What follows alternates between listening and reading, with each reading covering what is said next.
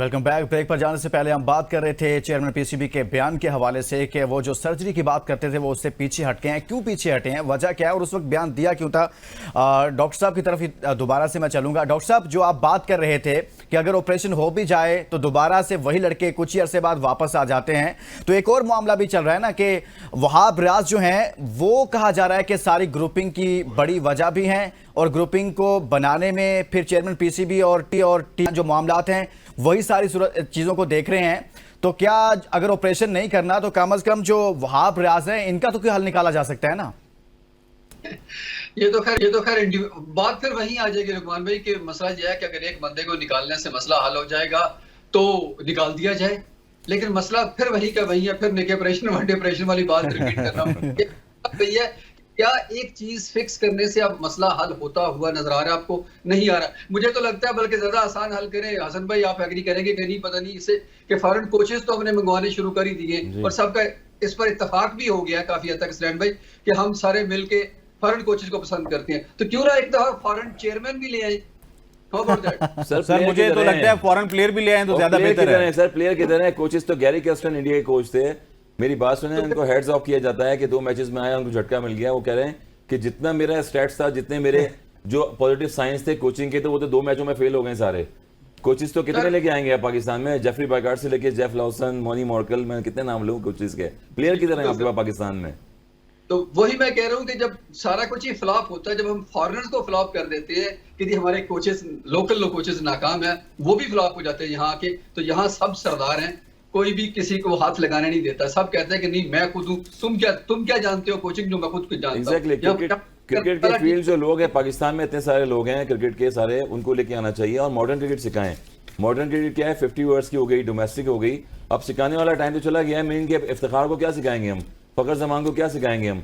120 run जिन्होंने किसी को सिंगल डबल निकालना नहीं आता यार, इससे अंदाजा लगा लें। यार हमारे पास आर्ट्स तो नहीं है यहाँ पर उनको सिखाने। हमारे पास प्लेयर्स तो मौजूद हैं ना। देखें ना, उमर अकमल जो हैं वो अपने 6 पैक दिखा रहे हैं। उन्होंने ट्वीट किया उमर अकमल साहब ने कि भाई मैं फिट हूँ, और अपनी 2 तस्वीरें लगाई हैं और कह रहे हैं कि मैं दिखाएं अगर हैं हमारे पास उनकी तस्वीरें। देखें स्क्रीन पर हम चला भी रहे हैं। जब भी अगर हसन भाई जी, ये उमर अकमल साहब को क्या जरूरत पड़ी है कि जो ही पाकिस्तान उधर हारा, उधर उमर अकमल साहब ने जो है वो अपनी तस्वीरें लगाई और 6 पैक दिखा रहे हैं। एक सीरीज में आपको बताता हूँ, 99 में पाकिस्तान की ऑस्ट्रेलिया की सीरीज हुई। एक मैच हमारा कोलंबो में था, 2 मैचेस हमारे शारजा में थे टेस्ट मैच में। उसमें 3 कैप्टन जो है पाकिस्तान टीम के चेंज हो गए। जब वो 3 बड़े बड़े नाम कैप्टन चेंज हो गए ना, तो उसमें से टेल एंडर बॉलर था, एक 11वां प्लेयर था, वो टीम का 12वां प्लेयर भी था, 15वां भी था। उसने स्टेटमेंट दे दी कि अगर मुझे जरूरत पड़ेगी कैप्टनसी की पाकिस्तान टीम में तो मैं कैप्टनसी कर सकता हूँ। तो ये वो वाली मिसाल हो गई कि पाकिस्तान टीम में अगर ऐसा हाल हो जाएगा कि जब आपके मेन कैप्टन जो है उन पे रिलायबल नहीं है, आपकी टीमों पे प्लेयर रिलायबल नहीं है, तो कोई भी कुछ कह सकता है कि मैं भी अनफिट हूं और मैं भी फिट होकर वापस आ रहा हूं और मैं भी खेलने की साइज रखता हूं।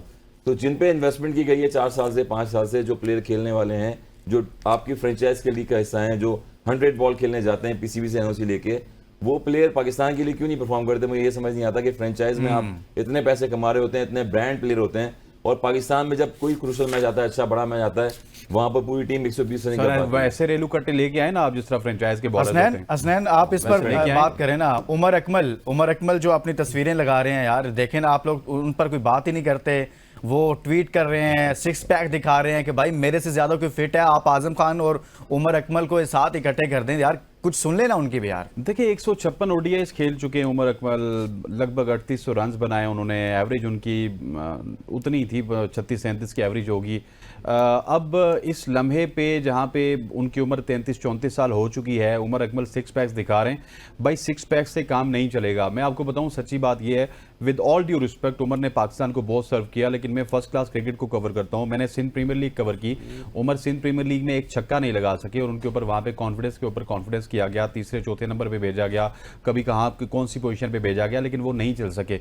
अब मसला ये है कि हर चीज उमर के साथ जचती है। अब वो उमर अकमल नहीं है जो उमर अकमल हम देखा करते थे कि किसी भी वक्त किसी भी बॉलर को छक्का लगा सकते हैं। हाँ, जब हमने इनको ड्रॉप किया था, पाकिस्तान क्रिकेट बोर्ड का ये एसिड थे, इनके ऊपर डेवलपमेंट हो सकती थी, इनके माइंडसेट के ऊपर डेवलपमेंट हो सकती थी, इनके साथ जो ऑफ द फील्ड प्रॉब्लम चल रही थी उनकी डेवलपमेंट हो सकती थी। लेकिन हम पहले बंदे को खुडे लाइन कर देते हैं, फिर हमारे कुछ सिलेक्टर्स भी होते हैं जो आपको कॉल करते हैं, उमर जरा 6 पैक की तस्वीर आप कह रहे हैं कि उमर अकमल की अब जगह नहीं है। डेफिनेटली ये अगर मैं क्रिकेटिंग तजिया कर रहा हूँ यहाँ पे बैठ के, तो मुझे हक सच की बात करनी पड़ेगी। With all due respect, Umar हमारे स्टार हैं, उमर ने हमें बहुत सर्व किया, लेकिन उमर हो गए, अहमद शहजाद बड़ी मेहनत की है, अहमद बड़ी शहजाद मुश्किल देख से लीजिए सिक्स ना, पैक बनते हैं अहमद यार। शहजाद की स्लॉट आप पे कह रहे हैं आपको उनकी जगह नहीं, डॉक्टर साहब से जान लेते हैं हसनैन, डॉक्टर साहब से बात कर लेते हैं।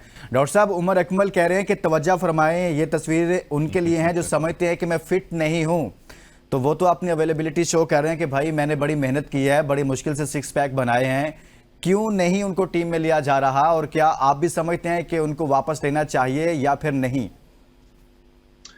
सर यही तो हम बात कर रहे हैं कि फिर ऑपरेशन और फिर वही वापसी, फिर निकाल दें और फिर रख ले, जो जा चुके उनको जाने दीजिए, उनकी वापसी के रास्ते मत खोलिए, क्योंकि इस तरह फिर अहमद शहजाद तो आजकल वैसे भड़क है माशाल्लाह, और खूब भड़क, पूरे गुस्से निकाल रहे हैं, डोमेस्टिक से लेके इंटरनेशनल तक, जहां जहां उनके साथ कुछ हुआ या नहीं हुआ सारे गुस्से निकाल रहे हैं। तो ऐसा ना हो कि कल हम कहें कि उनको भी ले आए, फिर जो बाकी कुछ और गए हुए हैं उनको भी ले आए, ऐसा नहीं होने वाला। अब अगर आपने मॉडर्न डे क्रिकेट की बार बार बात करें, नो डाउट मैं हसनैन भाई के बात से 100% इत्तेफाक करता हूं कि जब उनको निकाला गया था तब हमें कोचेस की जरूरत थी, साइकियाट्रिस्ट की जरूरत थी, साइकोलॉजिस्ट की, स्पोर्ट्स साइकोलॉजिस्ट टीम के साथ बहुत जरूरी होना चाहिए, और वो काम भी करने वाला हो, खाली वो पोस्ट लेकर बैठने वाला ना हो, पाकिस्तानी डॉक्टर की तरह ना हो जो एसआरुल्लाह की सर्जरी दर्द घुटने में हो और सर्जरी वो उसकी कोनी की कर दे, तो ऐसा ना हो। कम से कम वो हो जो वाकई कॉम्पिटेंट भी हो और अपने काम से मुखलिस भी हो।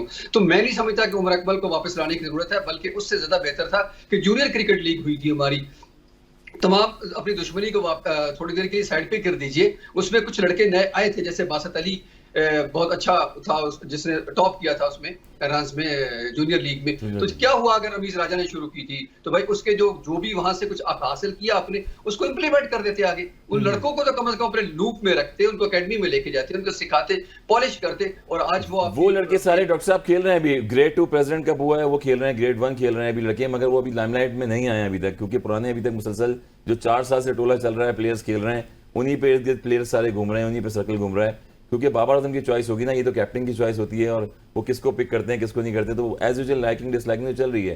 ग्रेड 2 प्लेयर खेल रहे हैं डोमेस्टिक में, ग्रेड 1 खेल रहे हैं, और आपको पता है कि हमारे पाकिस्तान में बहुत ही कम एक आध प्लेयर होगा जो फर्स्ट क्लास से आया होगा। मेरे ख्याल में मुझे याद है कि असद शफी के प्लेयर थे जिन्होंने सीजन में एक हाईएस्ट रन किए थे, वहां से डोमेस्टिक से वो पिक होकर पाकिस्तान टीम में आए थे, 75 टेस्ट खेले में। उसके अलावा आप देखें तो अब प्लेयर जितने भी हैं हमारे फ्रेंचाइज क्रिकेट से आते हैं और ऐसी पिच पे आते हैं यहाँ पर 250 रन बने T20 में, चौके छक्के मारने वाले प्लेयर। अच्छा डॉक्टर साहब ने बात कर दी अहमद शहजाद की, वो पूछ रहे हैं लुकमान साहब, सॉरी टू कट यू, वो फ्लोरिडा वाला तो पूछ रहे हैं कि वो उस पर मैं आता हूं ना, वो पूरा हमारे पास है ना, चूंकि उस वक्त वो बात होगी तो मैंने कहा चलो मैं उस तरफ ले चलता हूं, लेकिन अब डॉक्टर साहब ने चूंकि बात की अहमद शहजाद की, थोड़ी सी इस पर बात कर लेते हैं ना, फिर हम पूरे उस मैच पर डिस्कशन करते हैं जो हमारा ये अब नेक्स्ट मैच है, हमारा तो नहीं है लेकिन हम उसमें फंसे हुए हैं ना, इसलिए अमेरिका पाकिस्तान भाई अहमद शहजाद कह रहे हैं कि मैं बाबर आजम जो हैं वो जाली किंग हैं, और वो कह रहे हैं मेरे उनसे स्टैट्स बेहतर हैं। आप देखें, चलाएं यार जरा इसको भी। बाबर आजम कह रहे हैं कि अहमद शहजाद कि मेरे स्टैट इसलिए बेहतर हैं, बाबर आजम ने इनिंग खेली 22 और उनके रन्स हैं 585, 585 रन्स की है, एवरेज उनकी 27.85 है, स्ट्राइक रेट उनका 112 का है। अच्छा ये लुकमान एक चीज आपको यहाँ पे बतानी पड़ेगी कि ये मैचेस वो हैं जो कि टूर्नामेंट्स के मैचेस हैं, जिसमें वर्ल्ड कप शामिल है, T20 के इवेंट्स शामिल हैं, शायद एशिया कप के भी यहाँ पे स्टैट्स हों।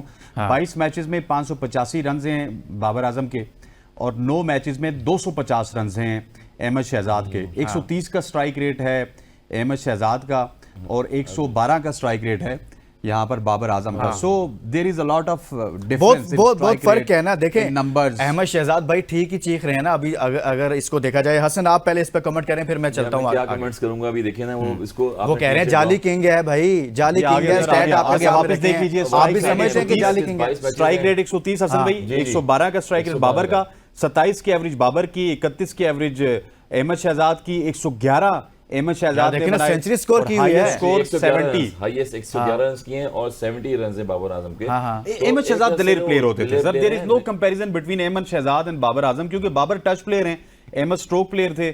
सो मुझे नहीं लगता कि आप समझते हैं कि हसन आप समझते हैं कि जो अहमद शहजाद बात कर रहे हैं कि भाई वो जाली किंग है, जाली तो है, लफ्ज नहीं बोलना चाहिए। पाकिस्तान का स्टार है, कैप्टन रह चुका है, और आप उन्हीं के अंडर में भी खेलते हैं। आजादी इज़हार राय है ना सर, तो बोल सकते हैं। अंडर 19 में जितना उस्मान खान अगर उस्मान कादिर इनके दोस्त हैं, दीगर अंडर-19 के अहमद वसीम सारे दोस्त हैं, तो अहमद शहजाद को भी दोस्त होना चाहिए था उनका। इसलिए अगर दोस्ती थोड़ी सी दूरी हो गई, इसलिए अहमद नहीं शहजाद यार, दूर हो गए। वो थोड़ा सीखपा तो है ना कि वो वापस आए, कम बैक करना अहमद चाहते तो शहजाद डोमेस्टिक खेली 2004 आके, में जो- कायद आज़म ट्रॉफी खेल रहे हैं, पाकिस्तान कप खेल रहे हैं, सारी आपके जो डोमेस्टिक में जो कुछ भी है उसमें आकर उन्होंने अपने आप को थोड़ा खपाया, फिर थोड़ा परफॉर्म भी किया, फिर भी आपने उनको कंसीडर ही नहीं किया, तो फिर वो कहेंगे ना आप जाली किंग हम हैं। डिपार्टमेंट क्रिकेट में बहुत खेलते रहे हैं, मुझे चलें। पता है कि शान मसूद, अहमद शहजाद किस तरह से शुरू में आए डोमेस्टिक में। चलें, इस पर हमारे मजीद साथ भी बात खेले हैं, करेंगे, बहुत लेकिन talented हसन player भाई हैं। एक ब्रेक के लिए आज वापस आएंगे तो मजीद बात करते हैं।